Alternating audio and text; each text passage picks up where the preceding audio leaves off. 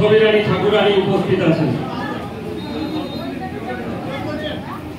আজকে এই মঞ্চ থেকে আমি এই সভার সভাপতি এবং তার সাথে সাথে অল ইন্ডিয়া মতুয়া মহাসংঘের যে সভাপতি তার নাম ঘোষণা করছি।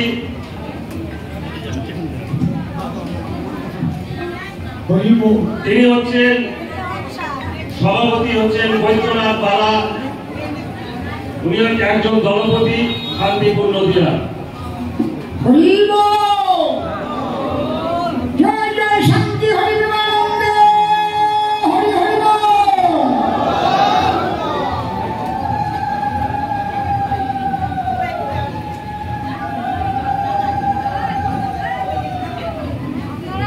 আজকে এই মঞ্চে উপস্থিত মতুয়াদের নয়নের মণি, বিশ্বখ্যাত কবিয়াল এবং উদ্বাস্তু আন্দোলনের নেতৃত্ব বিধায়ক শ্রী অসীম সরকার মহাশয়, উপস্থিত আর একজন মতুয়া নেতৃত্ব বিধায়ক শ্রী স্বপন মজুমদার মহাশয়, তার সাথে সাথে উপস্থিত অল ইন্ডিয়া মতুয়া মহাসংঘের যারা বিভিন্ন পদাধিকারী হবেন, কেন্দ্রীয় কমিটির, শাখা কমিটির, রাজ্য কমিটির এবং জেলা কমিটির উপস্থিত সমস্ত ব্যক্তিগণ, আমার সামনে উপস্থিত অনেক দূর দূরান্ত থেকে আগত মতুয়া ভক্ত ভক্তা, মতুয়া শরী, মতুয়া আন্দোলনের নেতৃত্ব, যারা পিয়ার ঠাকুরের সাথে দেশভাগের পরে আন্দোলন করেছেন, বড়মা মীনামণি ঠাকুরানীর সঙ্গে থেকে আন্দোলন করেছেন, যারা কপিল কৃষ্ণ ঠাকুর মহাশয়ের সাথে আন্দোলন করেছেন, যারা মঞ্জুর কৃষ্ণ ঠাকুর মহাশয়ের সাথে আন্দোলন করেছেন, যারা ছবিরানী ঠাকুরানীর সাথে আন্দোলন করেছেন, যারা মমতা বালা ঠাকুরের সাথে আন্দোলন করেছেন, যারা সুব্রত ঠাকুরের সাথে আন্দোলন করেছেন, যারা শান্তনু ঠাকুরের সাথে আন্দোলন করেছেন, সেই সমস্ত মতুয়া ভক্ত ভক্তা উদ্বাস্তু আন্দোলনের নেতৃত্ব সবাইকে আমি এই মঞ্চ থেকে শ্রদ্ধা, ভালোবাসা এবং অভিনন্দন জানাই। আজকে মতুয়া মহাসংঘ 1932 সালে, এখন বাংলাদেশ, আগে ভারতবর্ষ ছিল, খুলনা জেলার লবণচড়ায় আমাদের পরিত্রাবণ শ্রী শ্রী গুরুচাঁদ ঠাকুরের নির্দেশে তিনি মতুয়া মহাসংঘ করেছিলেন। কেন মতুয়া মহাসংঘ করেছিলেন? গুরুচাঁদ ঠাকুর বুঝেছিলেন দেশটা ভাগ হবে, এই মানুষগুলো এই দেশে চলে আসতে হবে, থাকতে পারবে না ওখানে একটা প্ল্যাটফর্ম করার জন্য। আজকে সেই মতুয়া মহাসংঘ একটা চারাগাছ থেকে আজকে একটা বড় বৃক্ষে পরিণত হয়েছে। সমস্ত আন্দোলনে, ধর্মীয় এবং সামাজিক আন্দোলনে মানুষের পাশে থাকে। আজকে তার 39তম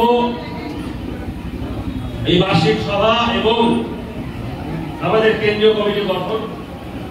আমি সেই কেন্দ্রীয় কমিটি আপনাদের কাছে পড়ে শোনাচ্ছি। আজকে প্রধান উপদেষ্টা মন্ডলী যাতে আছেন শ্রী শুভেন্দু অধিকারী মহাশয়, বিধায়ক এবং পশ্চিমবঙ্গের বিধানসভার বিরোধী দলনেতা, উপস্থিত আছেন শ্রী অসীম সরকার মহাশয়, বিধায়ক তালপাড়া নদিয়া, আজকে স্বপন মজুমদার মহাশয়, বিধায়ক পাল্লা উত্তর 24 পরগনা, এরা সব উপদেষ্টা মন্ডলীতে আছেন। অশোক কীর্তনিয়া, বিধায়ক বনগাঁ, অম্বিকা রায়, বিধায়ক কল্যাণী,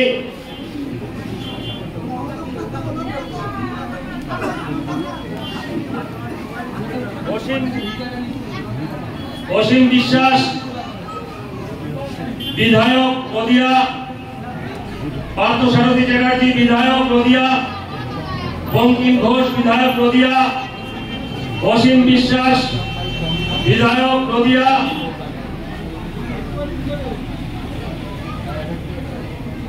শ্রী দিলীপ সাধু ঠাকুর হাবড়া উত্তর 24 পরগনা, পদ্মশ্রী ডাক্তার জগদীশ চন্দ্র হালদার পলতা উত্তর 24 পরগনা, সুব্রত রঞ্জন হালদার কলকাতা, সুবোধ ঠিকাদার দিল্লি, স্বপন রায় হাবড়া, রজত আচার্য কলকাতা, সতীশ গোসাই হাবড়া, বিপুল মল্লিক বাগদা, প্রভাত মজুমদার হাবড়া। এনারা সবাই উপদেষ্টা মন্ডলীতে আছেন।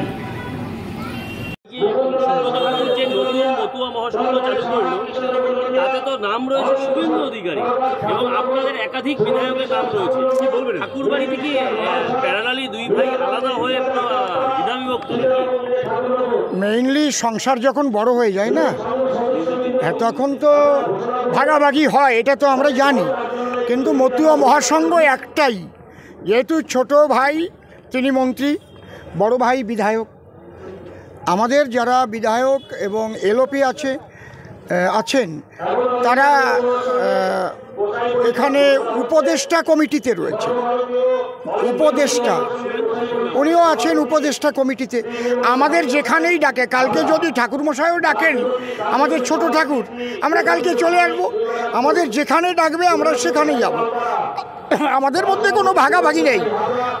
আমরা হচ্ছে মতুয়াদের ভালোবাসি, ঠাকুরবাড়ি ভালোবাসি, যে ডাকে তার ডাকে আসি। বড় ঠাকুর ডেকেছেন, উনি ওনার কমিটিতে রেখেছেন, খুব ভালো কথা। ছোট ঠাকুর যদি ডাকেন সেখানেও থাকবো।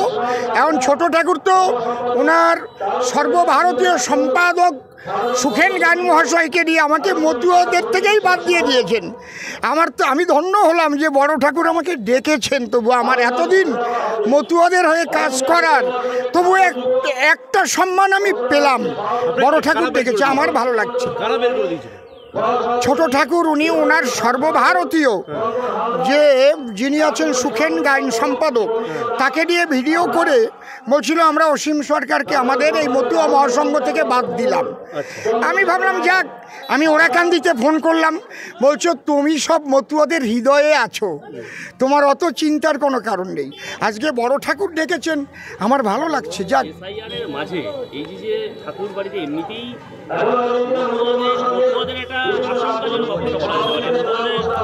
দ্বিধা বিভক্ত এসআইআর নিয়ে, তার মধ্যে এসআইআর আলাদা, সিএ আলাদা, আর মতুয়া মহাসংঘটা কিন্তু আলাদা। এই একটার সঙ্গে একটা গুলিয়ে ফেলবেন না। এসআইআরে মতুয়াদের কোনো অসুবিধা নাই। যারা হিন্দু, যারা উদ্বাস্তু, তাদের কাউকে এদেশ থেকে যেতে হবে না, তাদের সবার নামই উঠবে। অনেকে বলছে তাহলে এদের যদি নাম কেটে যায় বিজেপির ভোট কমে যাবে।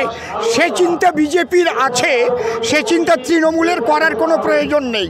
কি করতে হবে সেটা তারা ঠিক করে দেবে। যে জন্যে সিএ, প্রত্যেকটা সিএ করতে বলছি। যারা সিএ করবে মনে রাখবেন তাদের নাম থাকবে। আমি দায়িত্ব নিয়ে বলে যাচ্ছি, যারা সিএ করবে তাদের দায়িত্ব বিজেপি নেবে। কিন্তু সিএ না করবে যারা, তারা কি করবে জানি না, অনশন করে মরে যাক না কি করুক আমি বলতে পারবো না। সিএ করলে তারা নাগরিকত্ব পাবে পাবে পাবে।